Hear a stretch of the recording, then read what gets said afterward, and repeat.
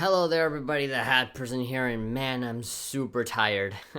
I just got back from a huge vacation. It was a long trip, so yeah, I'm kind of like it's like Popeye without any spinach. But yeah, I just kind of wanted to put this out there as soon as possible before other people beat me to it. And yeah, if I don't do it now, I'm probably gonna forget. And yeah, I'm literally as soon as I stop recording this and I edit it and I like send it off to be rendered, I'm gonna go straight to bed because man, it's been a trip. But anyway, I'm here to talk about the brand new Dragon Ball Z movie that came out recently. Dragon Ball Z, the sequel to Battle of the Gods called Resurrection F, or Fukatsu no F in Japanese. And so this, I was about to say this game, this movie came out a long while ago in Mexico. It seems like it came out in Mexico way before how it's coming out now in the U.S. It seems like as we speak, this movie is being brought out on like very select theaters. And I mean, sure, fine. I'm kind of proud of the fact that my people kind of got it early because I don't know what it is about Dragon Ball Z, but people in Mexico freaking love Dragon Ball Z. I wouldn't be surprised if Goku was more well known than like Mario, but whatever. I digress. But I saw the movie. I do want to preface this review. I do want to say before I go on that when I saw Battle of the Gods, I was massively disappointed. I might actually go as far as to say that I really hated Battle of the Gods because it was, like completely the opposite of what I thought it was going to be. Yeah, at least in the places where I saw it was kind of promoted as like, the gang is back, like big action, big enemy, big guy, everything is, all of the marbles are in and Goku has to go in there and push it to the limit again and fight and blah.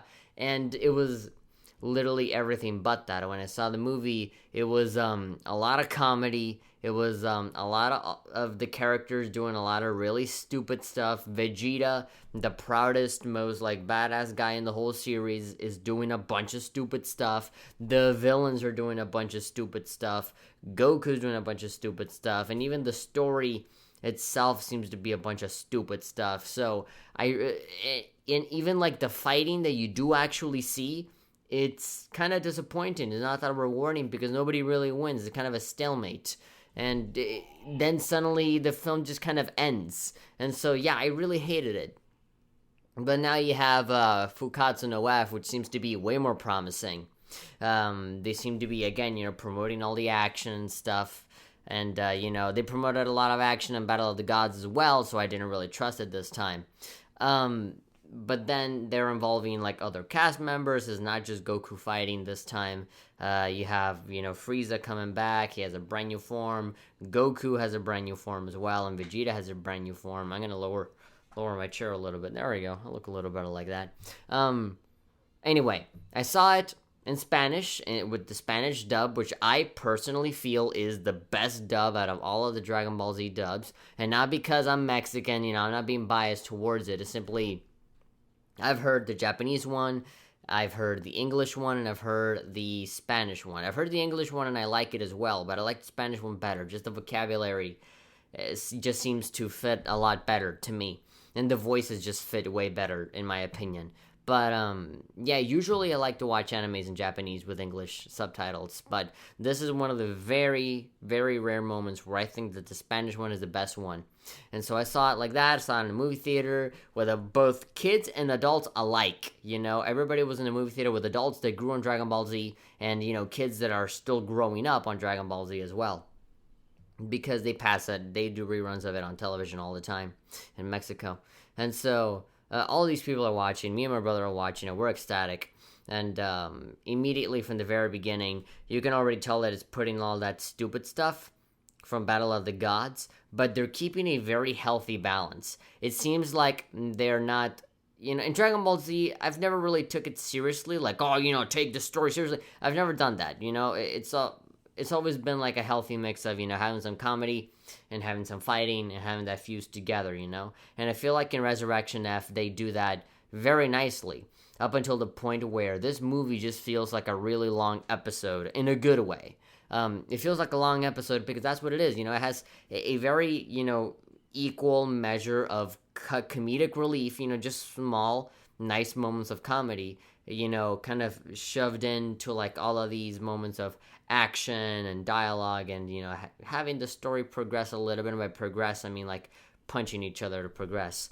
The animation looks way better. I do see some, fusion of like 3D models and 2D, but you really have to look carefully at that kind of stuff. You don't really notice it until you're like actively looking for it. And so I was actively looking for it because I knew that was going to happen, and it definitely did. And I saw it, and it looks a little bit rough at points, but for the most part, you don't even notice it until you're like, your purpose of the film is to look at it and find it. I like how a lot more people are involved rather than just like waiting for Goku to come up and fight everybody. Like Bulma's there. There's like that alien, that galactic police officer alien that appears in like another Akira Toriyama manga. And apparently Bulma and this guy know each other from a long time, and so I guess this little alien guy comes in and says and starts talking about stuff, and they realize that Frieza's coming back through the Dragon Balls, because the remnants of the Frieza army kind of get together. They use their own spaceship, and they have this other guy that's like taking care of everything, while Frieza's gone. He's like, we're gonna get all the Dragon Balls, we're gonna wish for him to come back, and then we'll have like the reign of terror fall upon everybody. And so as soon as they get the Dragon Balls, again, this is a lot of the nice, not really like the kind of comedy that feels forced. It feels like everything falls into place nicely. I don't feel like it's like Vegeta dancing when he really shouldn't. I feel like, this is called for, It's like when they do flashbacks of stuff, it's like, hey, I can bring Frieza back to life, says Shenron. But, when he died, Frieza got like sliced up into tiny little pieces. So when I bring him back, he's going to come back as like a pile of stuff, So it's up to you guys to bring him back somehow. And so they have like a regeneration machine, and they put him back together and blah, blah, blah, but whatever, right? But, when they summon him, you're like, okay, yeah, sure, bring him back to life, and blah, just a big plop of stuff. And, because this Shenron can grant you more than one wish, the villains are like, okay, so what do we spend our money with? And then, like, the guys, like, the little, like, peel-off gang from the previous movie, like, the little dog guy is like, I wish for 1 million zenny, and I love it. It's perfect. It's just silence, and then it's just this shot of the little dog with like a big wad of cash just boop, it just falls over. No flashy effects or anything. It just kind of falls down and got $1 million. And so essentially they never appear for the rest of the movie. They just go and they find food to eat or something, and they leave, which I'm super happy about that, because that kind of comedic relief is the one that I really don't like. That kind of like the walking clowns, like Buggy from One Piece, is just literally a clown, and it's just very annoying. I feel like it's kind of some lower common denominator comedy. But then there's a lot of other comedy, like like Whis constantly talking about how he's super aware of his surroundings, and how he's so cool, and it's like on a completely different level to Goku and Vegeta, but then he steps on like a piece of crap because he just didn't notice, that kind of stuff. Or like when Goku and Vegeta realize that Frieza has come back with his army, and like everybody is fighting, and they're like, Goku, we need your help, blah blah blah, and so he's like, okay, I'm gonna go and teleport now. And so, Vegeta, hold my hand so that you can go through, like, the teleportation process as well, and we can go together.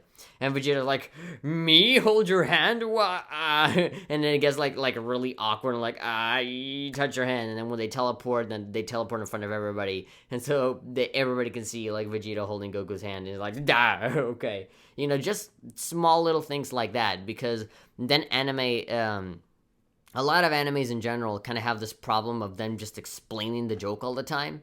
For example, there's this character that's like really oblivious, and the character's like, I didn't notice that. And then like everybody likes to come with like those wacky big cartoon faces from the side and saying like, she is so oblivious. I'm like, duh, that's the joke. But people they literally had to walk in and tell me what the hell I was supposed to laugh at. And like, just let the joke sink in. And, people will know, it's not, it's not rocket science. But Anyway, I like how they don't do that. I like how they just let a funny thing happen, and then we notice it rather than having like Krillin pop up right in front of your face and going, "Yay, doesn't like the gay stuff. He doesn't like the whole hands. He doesn't like Goku. Man, that is so funny." Like, that's not the way that I would have liked it, and I'm glad that is not the case here.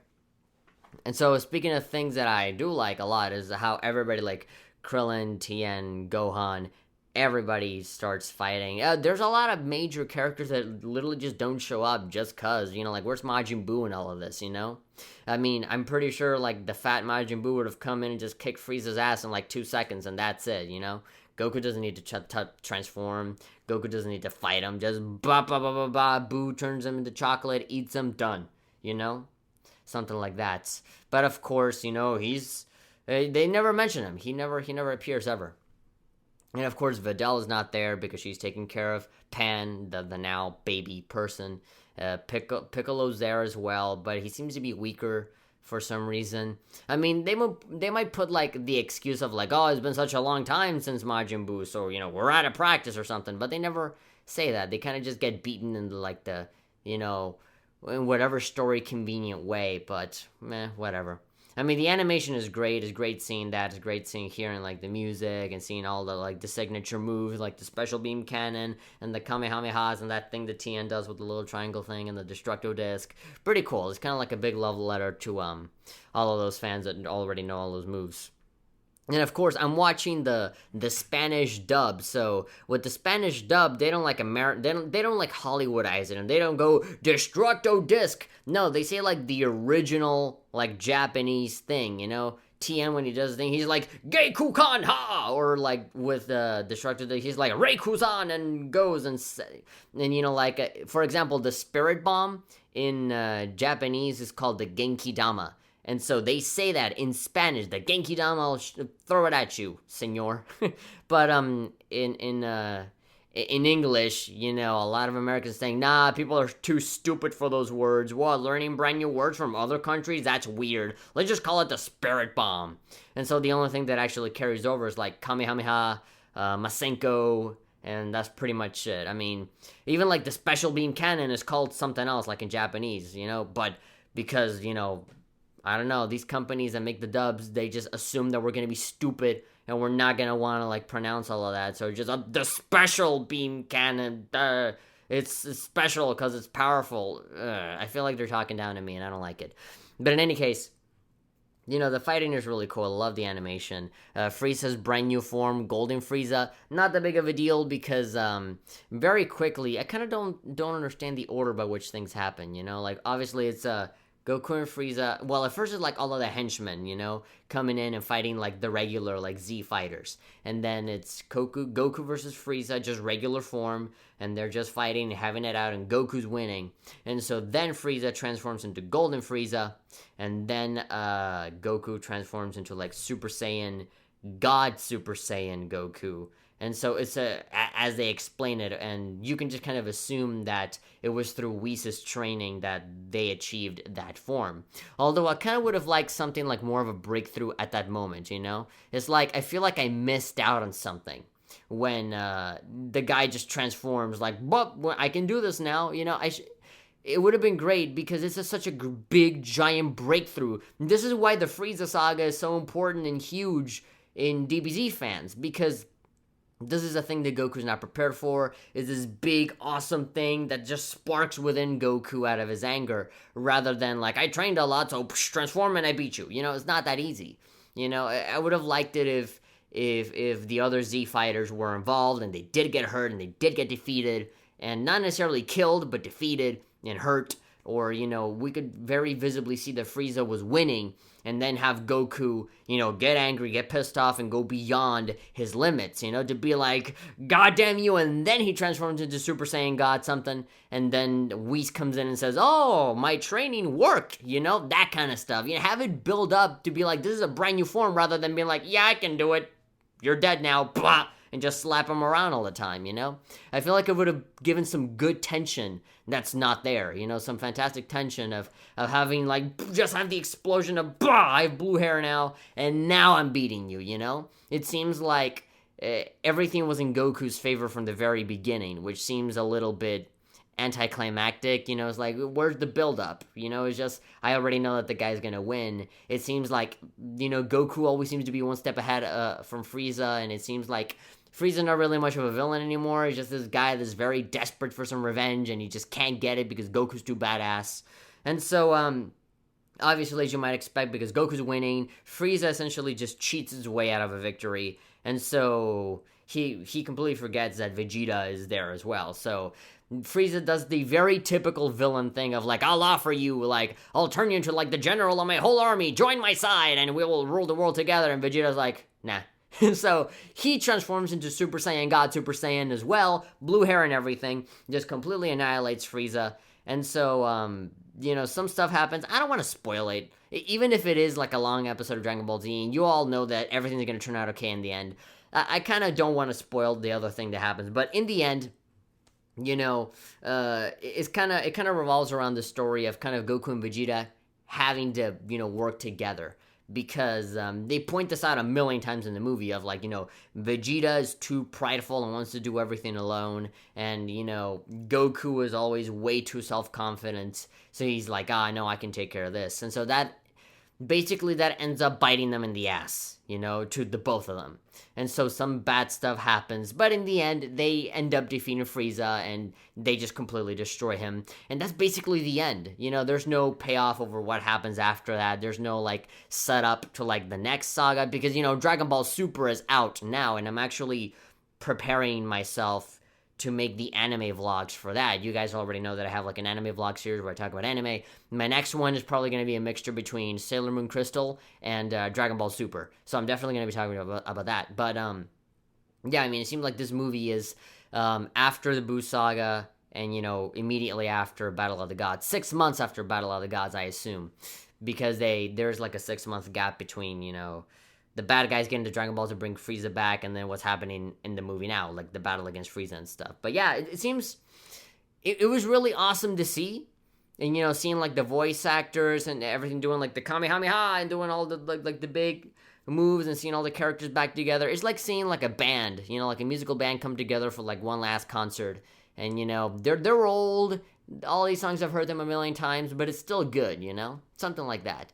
And so this movie has been getting a lot of really good reviews. The last time I saw somebody tweet out that on Rotten Tomatoes, DBZ Battle of the Gods, Resurrection F got the opposite of an F. It got like an A+. It got like a 100% on Rotten Tomatoes, and I'm like, wow. I mean, I thought the movie was good, but I didn't think it was that good. I would have given it like maybe like an 80, an 85, because there are a lot of things that are missing here. There are a lot of characters that I would have liked to see. I would have liked it if there was more time dedicated to all of the other characters to see what they're doing with their lives, rather than seeing like the villains talk about how they're gonna bring back Frieza. I mean, that's already pretty self-evident. And seeing like the Pilaf gang being like stupid clowns as always, and then a lot of the intro was a lot of padding. And I felt like it would have been better to see, what's Piccolo doing. I mean, you see him, but all of it is very brief, A lot of people like Tien and Master Roshi and Gohan, you see them very briefly.